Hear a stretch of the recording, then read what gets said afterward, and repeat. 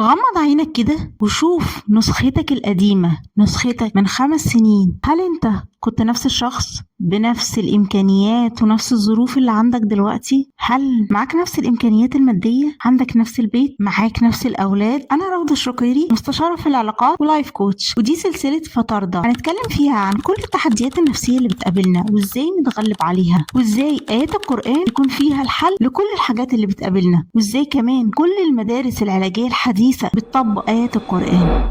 الحقيقة إن كلنا عايشين بدعوات الماضي، دعوات دعيناها زمان، دعينا ببيت عايزينه، دعينا بعربية، دعينا بأولاد، دعينا بزواج، أي حاجة إحنا عايشينها دلوقتي كانت دعوات دعيناها زمان. هو ده بالظبط اللي ربنا بيقوله لنا. ربنا بيقول لنا وآتاكم من كل ما سألتموه. ادانا فعل ماضي خلاص بمجرد ما سألنا ربنا. عشان كده لما بتكون نفسك في حاجة أو عايز حاجة معينة اطلب من ربنا، وزي ما اداك زمان هيديك دلوقتي. وخليك دايما واثق ولسوف يعطيك ربك فترضى.